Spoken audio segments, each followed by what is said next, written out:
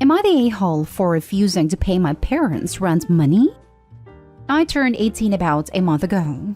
The day after my birthday, my parents sat me down and told me they want me to pay rent while I lived at home. I was a little confused. I have 3 older siblings, and the deal for them was that they could live at home for free while they were studying, even when they were several years older than I am. Now, I can only work weekends because of college, so I make about 500 euros a month. And after paying for tuition, health insurance, mandatory, and my phone bill, I have about 300 euros left, most of which I try to save. So I ask my parents how much they want. 100 a month? Maybe 200. But no. They want me to pay market value to rent a room, which is in the city where I live about 500 euros. Now, I think this is ridiculous for 2 reasons. One, my parents' rent for the entire house is 600 a month. I would have understood asking for 1/3 of that, but for me to pay 84% of that alone seems excessive. And 2, none of my siblings paid rent, even if they were older or had better paying jobs. Not to mention that my parents didn't give me any warning. If I had known beforehand, I'd have looked for a room when college started. I explained that I have to make almost 800 a month just to be able to pay for everything, and even more if I want to save anything for unexpected expenses, /school books, /actually moving out, which would be really hard to do while going to college full-time and commuting back and forth. They just told me to take out some student loans. I told them I'm not okay with paying that much, and that I would look to move out as soon as possible so I wouldn't be a financial burden to them. I think I found a room, cheaper than my parents offered, and will probably move out in a week or 2 if everything goes right. But I haven't paid this month's rent. Am I the a-hole? Edit. Some people pointed out that my parents are legally obliged to help pay for my living/college expenses. I'll look into it. Now for the top comments. Not stay home. Move out, get some space, and move on with your life. I'm sorry they are treating you this way. It sounds like you're the scapegoat. I hardly get to rent thing for your kids, especially if they are in school. Then to come up with an absurd number like 84%. If mom and dad want that, they'll have to move to the smallest bedroom and get the rest of the house. Not stay home. If I was ever in the situation of having kids around the age of 18, I would charge rent. If they aren't full-time studying, but I'll put it in a savings account in secret and give it to them when they move out. Info, did they give you the reason for why you have to pay rent but your siblings didn't? Seems super unfair. They didn't, though I've never been the favorite at home. My theory is that they don't approve of the degree I want to pursue and therefore don't want to help. But I don't know. Someone else pointed out that they might have money trouble, but if they do, I'm not sympathetic. They both have high-paying jobs and go on expensive vacations often, and my dad just bought a new car. Not stay home. Sounds like your parents are way behind on rent and are looking for an easy way out, like having you pay 84% of the rent. How come a room in your city is 500, but your parents' entire apartment is only 100 more? Just curious. They can't just raise the rent much while someone is living there. My parents moved in a while ago, so they pay 600. Our neighbors pay 750. Plus, student housing is just expensive. I'm not sure why. May I ask in which country you and your family live? The Netherlands. Next story. Am I the a-hole for not letting my ex have a relationship with his child? I know the title is awful, but I'm trying to be quick and couldn't think how better to phrase it. When I was 18, I was in a relationship that was, in hindsight, full of red flags, the biggest being he was 29. We split after 4 months because he cheated and gave me an STI. Then during treatment for the STI, I found out I was pregnant. I personally am against terminating, so I wanted to keep the baby. I told him and he made it clear he didn't have to be involved. And my father, a lawyer, drafted a contract that we both signed basically giving up his rights to the child. The whole time he was vehemently against me having the baby and made multiple MySpace videos going on about how I shouldn't be able to keep the baby without his permission, and I was a witch, and so on. Once the contract was signed, I basically never heard from him again until this year. He found out recently that he was infertile, and now he and his wife of 10 years want to build a relationship with my son. He isn't allowed to contact my son without permission, and I have refused. My son adores my husband, and it will devastate him to find out that his real dad didn't want him. Am I the a-hole for not letting my ex have a relationship with his son? All I can think about is the hateful things he said about my son and I before my son was born. And now the only reason he's reached out is that he can't have other children. I don't think I'm the a-hole, but I feel really conflicted. Edited to add, my son is almost 15. He does know that my husband isn't his dad, and we went through therapy for it when we told him at 11. But he very much considers my husband to be his dad and our daughter to be his sister, and hasn't shown any interest in finding out about his biological father. Obviously, if he wants to know, I won't lie to him. But right now, he is happy with his family as it is, and hasn't shown any interest in hearing about my ex. Not stay home. Though, if you have not told your son that stepdad isn't his real dad, that won't end well in the long run. But speaking of your ex, wow, is that karma or what? Infertile. Probably from untreated STIs. Not stay home. You signed away his rights and your son has a good relationship with your husband. If he is infertile, he can always adopt. This, he signed away his rights. He doesn't get to say he has a child. Did he forget that he signed the papers? Not stay home. He doesn't get to decide to try and be a dad because he found out he's infertile 10 years after all the horrible crap he said. He made his bed, and now he needs to lay in it. I hope you kept the videos just in case he tries anything sneaky in the future. Edit: being a sperm donor doesn't give him the father/dad title. Not stay home. Are you able to say, if your son ever asks, you'll put him in touch? Would that work? Yeah, that's basically what I said to him. And he got angry that I wouldn't let him fly halfway across the country in a pandemic and let him meet my son right now. Seriously, when he messaged 2 weeks ago, he was talking about booking flights for the first weekend of Feb. And I was like, WTF? Yikes. Well, stick to your guns. Your boy's happy, and that's a gift you gave him. Next story is titled, Am I the a-hole for paying my niece $50 for the birthday cake she made for my son's birthday? My 16-year-old niece Judy is into bakery. She bakes plenty of sweets and cakes. Due to my brother and his wife's financial situation, Judy got dropped out of cooking academy. She was heartbroken over this, especially because she was on top of her class. She was determined to go back to cooking academy, so she started selling stuff she bakes online to be able to afford her classes. Her parents thought cooking academy was a distraction from school and disapproved of it though, so they started demanding she bakes for neighbors and friends for free. My son's 4th birthday was last week. I asked Judy if she could bake a cake for $50. She agreed, but my brother said no chance, and swore up and down that she will do it for free.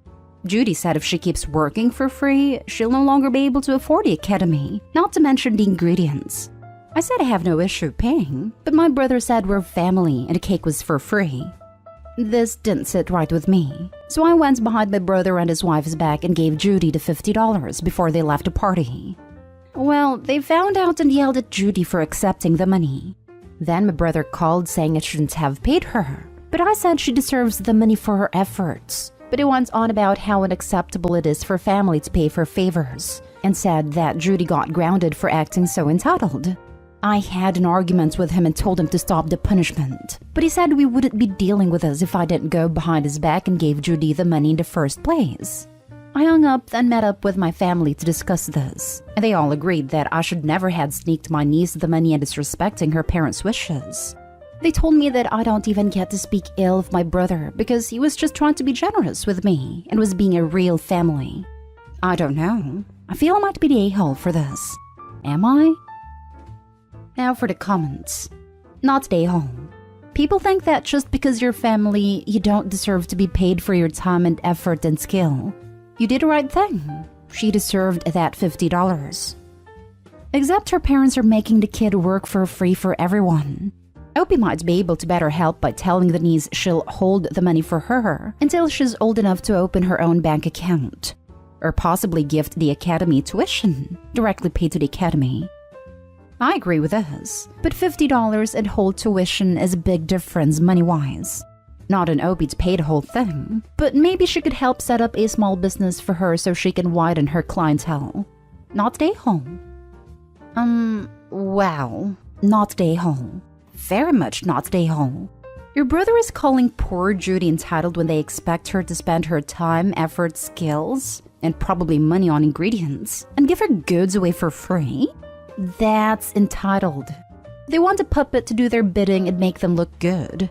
They are abusing their daughter's passion for the sake of their own image, and then proceed to punish her when she actually shows any kind of success for it. Is there any way that you could help Judy Network to find more people to sell goods to, so she can make money for Cooking Academy? Judy needs a website and a new place to live. Not stay home. Why do people not understand that just because a family member has skill, it doesn't mean they should do stuff for free? Thank you for at least trying to help your niece and trying to pay for her time. Her parents are shocking. Not stay home. Your brother is teaching his daughter a horrible lesson. That her time and skill is not worth anything. People want to constantly preach you do for family, but there is a line between being generous and taking advantage of someone. You are completely in the right to pay your niece not only for ingredients, but also her time. Your niece is going to hopefully learn quick that you don't set yourself on fire to keep someone else warm. Now for the last story. Am I the a-hole for telling my mother she will not see her grandchild? I, 33 female, recently found out I am expecting. My husband and I are delighted, and everybody's delighted for us. This will be our first child and my mother's 64 female third grandchild, as sister 31 female has 2 kids. When we announced we were expecting, my mother decided she had to take charge, giving me names, telling me that she should take care of the babies, I wouldn't know what I was doing, etc. Now, I am very low contact with mother. I actually moved away from living in close proximity with her due to my dislike towards her. Without boring you all with detail, my upbringing was not abusive on the physical side. However, I was emotionally drained, and I had such relief the moment I moved out of her house. I won't get into the history, but my sister got everything her way. Could freeload whilst I had to be working from age 16. Pay my own way by giving up 60% of my wage. I had to get a full-time job whilst continuing my education, funding everything myself. I do not resent my sister for this, and we have a fantastic relationship. The rest of my family did not talk to my mother, with my sister the only one who remains in contact. Even then, my sister will consistently complain to me about her, to the stage now where her kids will not be with my mother unsupervised. With my mother, it is her way or no way, and will give you the silent treatment until she gets her way. Even my nephews joke about the way my mother is. The times she reaches out to me, it's when she needs money. As she is my mother, I was previously supporting her, and as it stands, she owes me £47,000 over a 5-year period. My in-laws are moving closer to us for the birth of their first grandchild, and I want them to be super involved. My mother-in-law is more of a mother to me than my own. 2 days ago, a post on Facebook came out which made me react extremely fast. A young girl at her work, care home, had passed an NVQ. My mother posted that she was extremely proud and Stacy's more of a daughter to me than my eldest. I'll admit, I saw red, and I told her until she could accept me for who I am, I will not be speaking to her again. To which she responded that I had been a disappointment all her life, and she asked if the unborn child is even my husband's, as she knows I secretly work in prostitution. I don't. But again, I am not telling her my job title nor how much money I make. I was livid and told her she would never see her grandchild or me again. She's been blowing me up, calling me an a-hole, and having her friends also contact me, claiming how cruel I am and what a horrible thing for a daughter to do. I don't think I'm the a-hole here, but I'm wondering, what do you all think? Not the a-hole, and you know it. She's a manipulative narcissist. It will never get better unless she seeks serious mental health help. No contact is the only way I can see at the moment. I was very low contact before due to her ways. It was some comments from my own friends that made me post, claiming I may be using my future child as a way to punish her. I had to trim the comments my friends made about it from the original post as it was above the character count. Your friends need to keep their opinions to themselves. They're not the ones who have to put up with this treatment. Not they home. Not they home. She herself said you're not really her daughter, so why should you consider her a mother? Excuse my language, but ditch that witch for good and live a happy life without the nasty influence of that person. Don't let your child get poisoned by her or her friends. Protect yourself and your family and stay strong. Not stay home. Your mom sounds like a trash fire, and if you do not mind unsolicited advice from a stranger and parent, it all boils down to this one question. Will this person's presence be a positive influence in my child's life? If the answer is no, what you did is not just your right, but your responsibility as a parent. Block her and her flying monkeys not just until she asks for another chance, but until she proves by her actions that she deserves one. If that is forever, she only has herself to blame. Not stay home. It's time to cut contact completely. Block her from your phone and all your social media. Do not let her inside your home if she comes by. Don't even answer the door. She's highly toxic. Inform your sister of your new rules. Congratulations on your pregnancy. Please remember that it's not good for your health or your baby's health to be overly stressed, so you'll have to work on eliminating your mom from your mind as much as you can. My mom was toxic too, and I wish you only the best. Unfortunately, blocking her isn't an option I can take. 2 years ago, my sister was diagnosed with a mental disability, which means I still need to protect her. And I don't want my mother using my sister as a point of contact and putting unnecessary pressure on my sister.